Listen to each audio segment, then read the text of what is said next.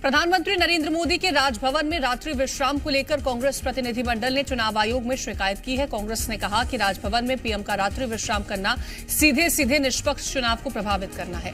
राज्यपाल निर्वाचन कार्य में लगी पूरी कार्यपालिका के प्रमुख हैं। इससे चुनावी कार्य में लगे सारे सरकारी अधिकारी और कर्मचारियों की निष्पक्षता प्रभावित होगी। साथ ही चुनाव का वातावरण सत्ताधारी दल के पक्ष में किया जाएगा। कांग्रेस ने इसे निष्पक्ष चुनाव को प्रभावित करने की चाल बताया है।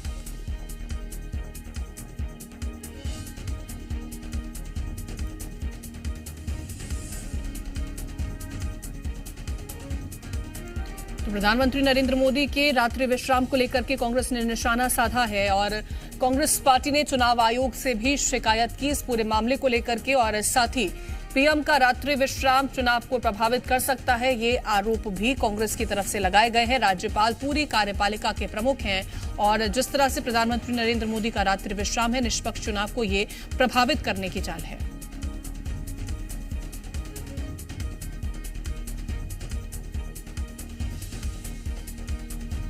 पीएम मोदी के राजभवन में रुकने पर सियासत अब देखने को मिल रही है। आपको बता दें, कांग्रेस पार्टी ने चुनाव आयोग से इसकी शिकायत भी की है और साथ ही कहा कि ये निष्पक्ष चुनाव को प्रभावित करने की चाल है।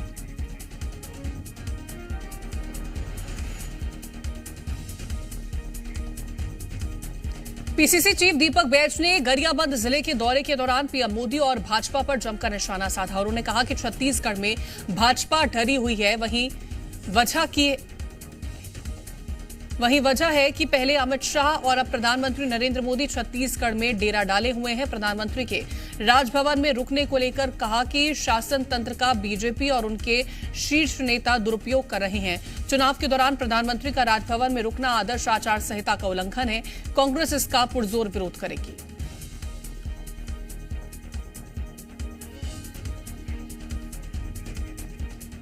और ज्यादा जानकारी के साथ संवाददाता राजेश निषाद जुड़ गए हैं। राजेश, प्रधानमंत्री नरेंद्र मोदी के रात्रि विश्राम को लेकर के सियासत देखने को मिल रही है।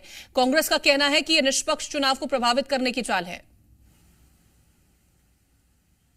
बिल्कुल निश्चित तौर पे देखिए, प्रधानमंत्री नरेंद्र मोदी कुछ समय बाद जो है वो राजधानी रायपुर पहुंच जाएंगे और राजधानी में उनका चूंकि राजभवन में उनकी रात्रि विश्राम की पूरी व्यवस्था जो है वो की गई है। चाक चौबंद की भी तमाम व्यवस्था कर दी गई है। लेकिन अब प्रधानमंत्री नरेंद्र मोदी के राजभवन में रात्रि विश्राम को लेकर के कहीं ना कहीं सियासी पारा अब गर्मा गया है। कांग्रेस जो है, कांग्रेस का जो प्रतिनिधिमंडल है वो आज निर्वाचन आयोग पहुंचा हुआ था और कहीं ना कहीं जो शिकायत है वो की गई है, जिसके माध्यम से ये कहा गया है कांग्रेस की ओर से कि कहीं ना कहीं राज्यपाल एक संवैधानिक पद होता है और राजभवन में प्रधानमंत्री का रुकना कहीं ना कहीं कोड ऑफ कंडक्ट के तहत उल्लंघन का ये मामला होता है। यही मामले को लेकर के उनकी ओर से कहीं ना कहीं आज शिकायत दर्ज की गई है। इतना ही नहीं, बल्कि कांग्रेस ने यह भी चेतावनी दी है कि यदि प्रधानमंत्री नरेंद्र मोदी यहां रुकते हैं और कोई भी बीजेपी का जो प्रत्याशी यदि जीतता है तो सीधे तौर पे कोर्ट में इसकी चुनौती दी जाएगी। मतलब ये कह सकते हैं कि प्रधानमंत्री नरेंद्र मोदी के राजभवन में रुकने के बाद अब सियासी भी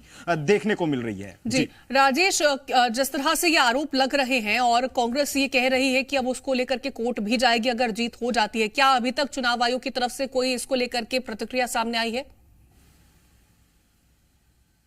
देखिए, चुनाव आयोग की ओर से अभी फिलहाल किसी तरह की कोई प्रक्रिया नहीं आई है, लेकिन हम बात जरूर करेंगे, उनकी प्रतिक्रिया जरूर हमारे दर्शकों तक ठीक है। मैं राजेश लौटूंगी आपके पास। सत्यप्रकाश जी हमारे साथ जुड़ गए हैं कांग्रेस की तरफ से पक्ष रखने के लिए। बहुत स्वागत है सत्यप्रकाश जी आपका। सत्यप्रकाश जी, प्रधानमंत्री नरेंद्र मोदी का रुकना कैसे चुनाव को प्रभावित कर सकता है? देखिए नेहा जी, सबसे पहले तो बोलूंगा, अभी चुनाव चल रहा है, आचार संहिता लगी है, तो कोई भी संस्था हो, चाहे वो प्रधानमंत्री आवास भी हो, आप चुनावी कार्यालय के तौर पर इस्तेमाल नहीं कर सकते। आप राजभवन में कैसे रुक सकते हैं जब अभी आचार संहिता लगी हुई है? राजभवन भी अभी चुनाव आयोग के अधीन है। अभी तो पूरे भारत में अगर मैं राजभवन की बात करूं, चुनाव आयोग के अधीन में, तो आप कैसे रुक सकते हो? देखिए, कहीं ना कहीं ये पता चलता है कि आरक्षण उसी राजभवन में क्यों अटका हुआ है। ये समझ में आता है कि मोदी जी चाहे तो वो राजभवन को भी अपनी उंगली पर नचा सकते हैं। इसलिए हमारा सवाल होता है कि राजभवन में क्यों? भाई छत्तीसगढ़ कमी नहीं है, पहुना या फिर राजभवन में रुकना ही दिखाता है कहीं ना कहीं चुनाव करने की कोशिश की। चुनाव आयोग को उस पर संज्ञान लेना चाहिए। हमें ज्ञापन दिए। ठीक है, श्रीचंद सुंदरानी जी हमारे साथ जुड़ गए, उनसे भी रिएक्शन लेना चाहूंगी। श्रीचंद सुंदरानी जी, ये कहना है सत्यप्रकाश जी का कि अगर प्रधानमंत्री नरेंद्र मोदी राजभवन में रुकते हैं तो ये कहीं ना कहीं ये दर्शाता है कि वो पूरे चुनाव को भी प्रभावित कर सकते हैं। देखिए,